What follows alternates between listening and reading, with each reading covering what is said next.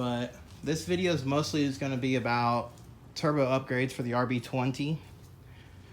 So I bought a turbo from this brand right here. As you can see, that's an M in the middle, so it's, you know, okay. So I bought a turbo from them for $220, which is this one. Now I painted the housing and I scratched it up, removing it because, you know, I don't really care about the turbo. I bought this turbo, put it into the car, and did like 3 pulls in it, and it started scratching the compressor housing. Well, that's actually was this turbo here. As you can see, started scratching the compressor housing and blew the oil seal, so it started smoking really, really bad. First and foremost, these turbos, when you get one from EMUSA, you have to drill and tap the oil feed line. You have to get bigger hardware and drill and tap out your oil drain. Not only that, they said it's a direct bolt-on, but it's definitely not. You have to cut that stud off right there on your stock manifold. You have to do that. You have to cut the stud off, drill and tap the oil feed, get bigger bolts for the oil drain. And this is the EMUSA one. So that one messed up. And if you look in here, there's no oil restrictor. I was always told journal bearings don't take oil restrictors, but I don't know. No oil restrictor in that. So I contacted them, they warranted out, sent me out another center core. As you can see, this center core, already blown. Had this thing on for about 10 miles. This one also doesn't have no oil restrictor. So yeah, I don't know what's going on with these EMUSA turbos. My car's on 14 PSI. It's bone stock besides an exhaust and front mount intercooler. So I blew 2 of the turbos. Now the size of this is a 52/48. The size of this is a 52/48. If you can see the difference, this housing is way smaller compared to this one. So what that's going to do is going to be quick spool. And this one build full boost around 5,000 RPM. This one's going to do full boost around 4,000 RPM. Like I said, the turbos are exactly the same size, but the compressor housing is way smaller. So this right here, I'm going to introduce you to this turbo here. Shout out to MaxpeedingRods. Let me see if I can show you guys their logo. I guess you can't see it, but MaxpeedingRods. I guess right here. Right there, MaxpeedingRods. I contacted them and see if they would want to kind of sponsor me a turbo, and that's what they did. So first and foremost, oil drain.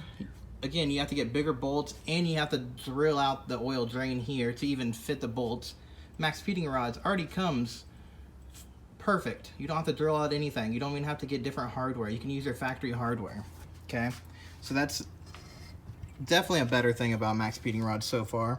Not to mention the compressor size. Smaller the better. Then the oil feed line, it already comes drilled and tapped exactly like factory, so you don't have to do anything. Smaller compressor housing, you don't have to cut off that stud off the manifold. So this is a direct drop-in turbo. Also, it comes with an oil restrictor in the oil feed line. I'll see if I can show you guys. So this is the oil feed line. Let me pull this banjo bolt out.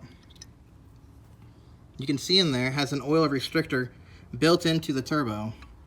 So now, I don't know if that's what's wrong with this turbo, and this is why I blew 2 of them, because I wasn't running an oil restrictor. From what I was told, journal bearings turbos do not require oil restrictors. It's only ball bearing turbos. But I contacted EMUSA. They warranted out the first one. I contacted them again. I'm like, hey, I don't know what's going on. I'm not saying give me another turbo, but let me know what's going on, and I'll buy another turbo. And they never replied to me. I'm like, do they require oil restrictors or anything? Nothing. But anyway, that's my little rant. As you can see, it's almost the same size as a stock turbo. This is a stock turbo on the left, stock RB20 turbo. But the way bigger inducer wheel. So it's going to build boost just like factory, but push the same as much horsepower as the bigger one over here. But I went ahead and painted it. This one is supposed to come out that purple, but this one I used, I'm going to grab the paint real quick. I use a duplicolor metal cast, and it's supposed to come out like that color. Well, on the can it says you need to use a silver base, and that's what I did. I used a silver base, then that purple, and it came out like this, like a red strawberry looking color. Well, what you're actually supposed to do is use like a chrome base coat, and that's what I used here, was a chrome duplicolor base coat. Then I used the purple over that, and it came out like the same perfect purple color. But I'm gonna go ahead and get this turbo on, and I'll give you guys an update. What's going on, guys? Here's a walk around video update of the 1993 Nissan Skyline. If you guys don't know, I own this car. Watch the previous video. But this is gonna be a little update video of all the parts that I've done. First and foremost, as you can tell, I did get new wheels. Yes, the other ones were work wheels. These ones are technically replicas. I mean, they're made by a replica company, but these are not replica wheels, as far as I know.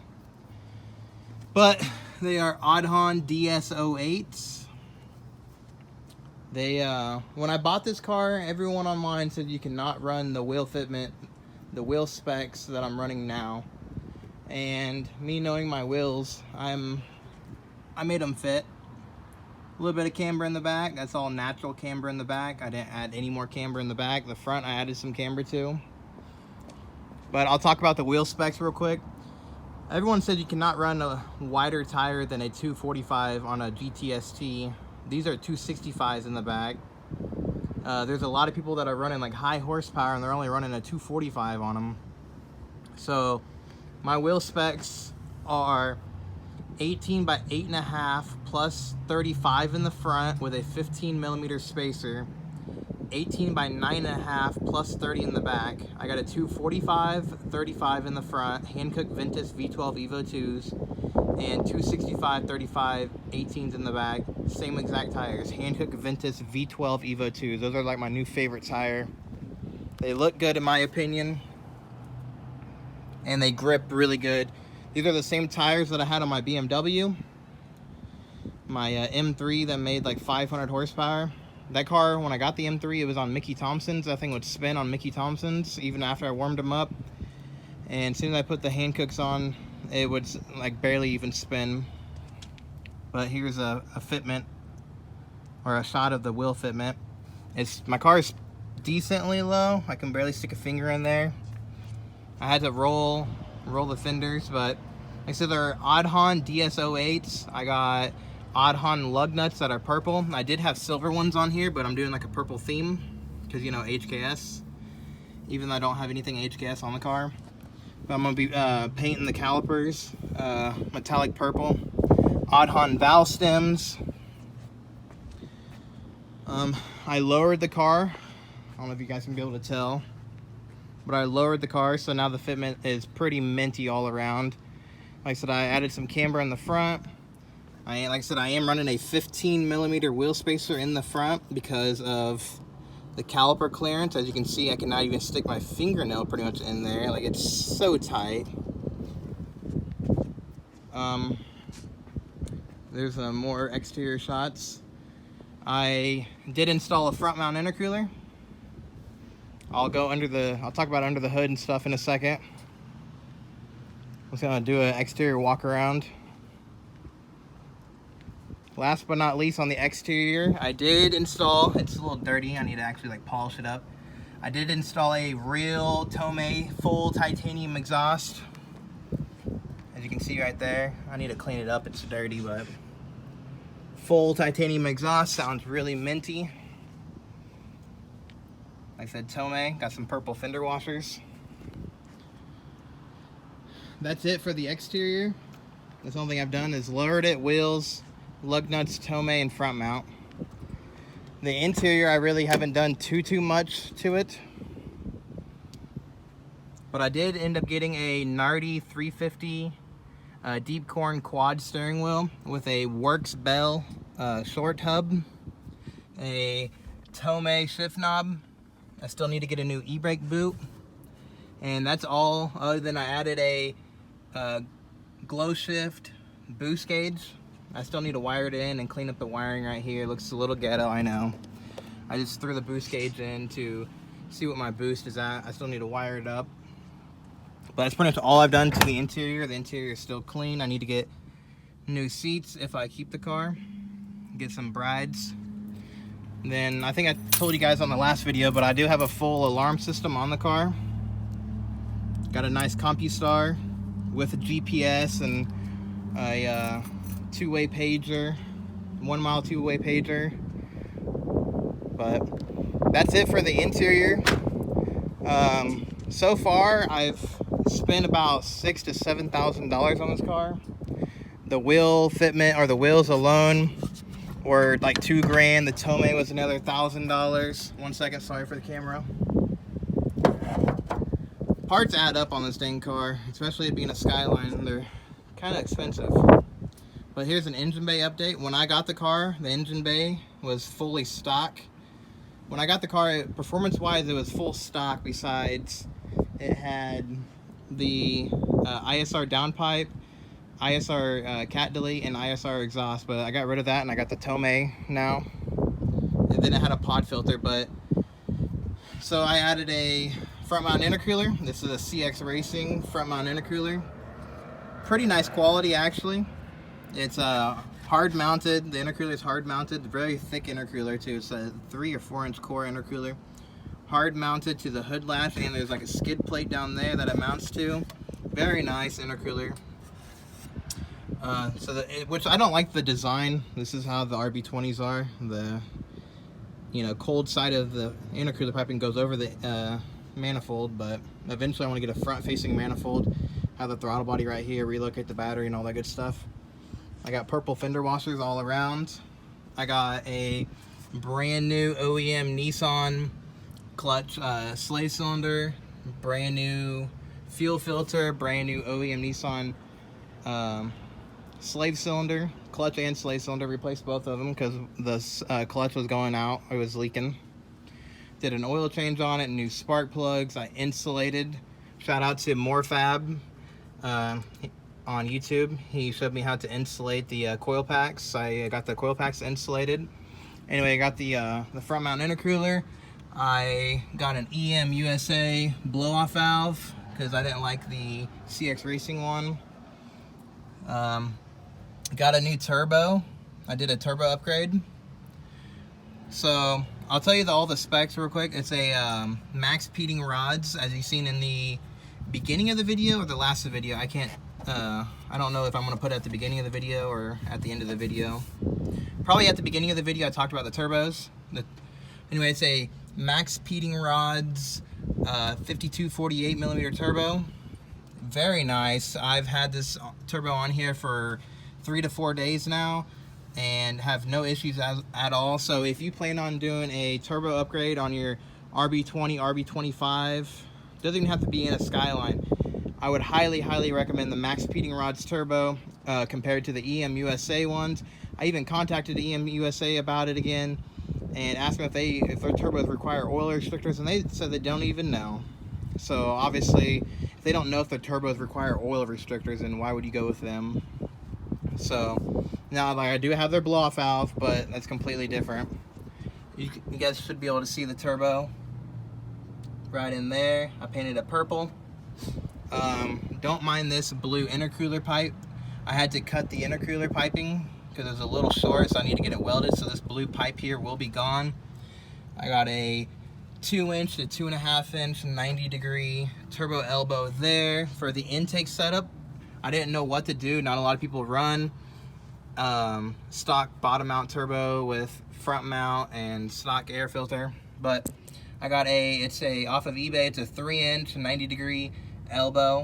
That's how I ran the intake. I flipped the MAF upside down to fit it around the intercooler piping here, so I still do have the MAF. Then the Apexy pod filter that's hard mounted to the chassis there. The ISR downpipe there. Then it still has the factory water lines and oil feed and drain. Like I mentioned, factory oil feed. Didn't have to drill out nothing. Everything bolt in. The MaxpeedingRods turbo is a 100% bolt in, unlike the EMUSA. So that's gonna be it for the mods I've done.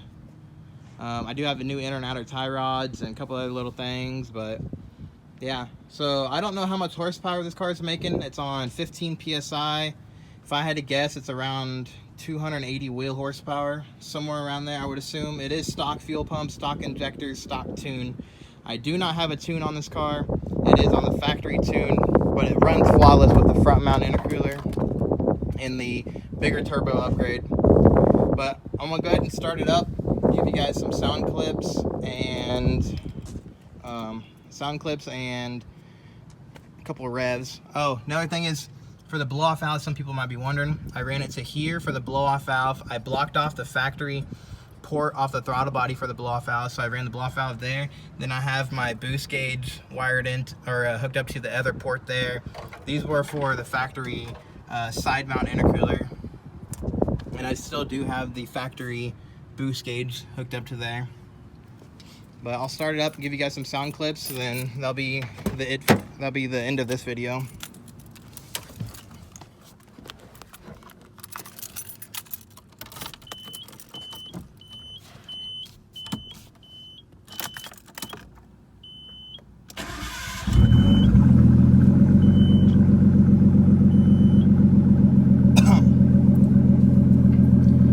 Car runs and drives perfect, no tune.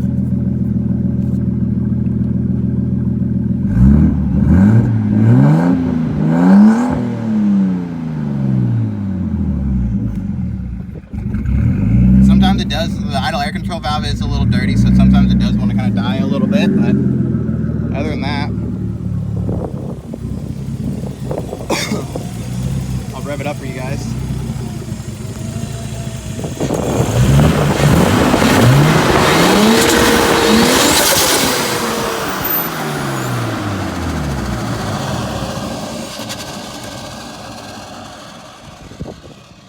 Like I said, the idle air control valve is dirty, so that's why it does want to die.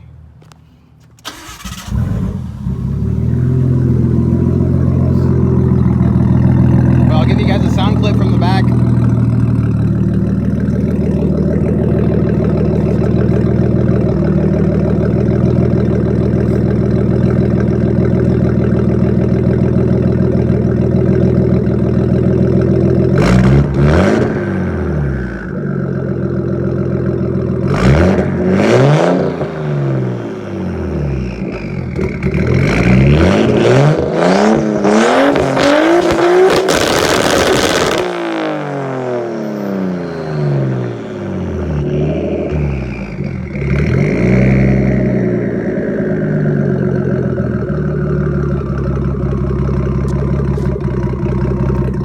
Sounds like a friggin' jet when it spools down.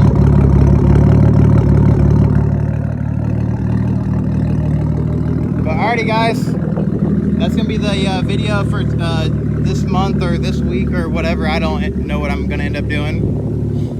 But anyways, that's my 1993 Nissan Skyline GTS-T.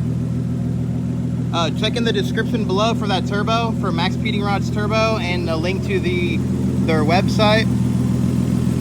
If you want this turbo, link down in the description. Follow me on Instagram, Coda5610. All the info will be in the description. Shout out to MaxpeedingRods. Appreciate you guys. See ya.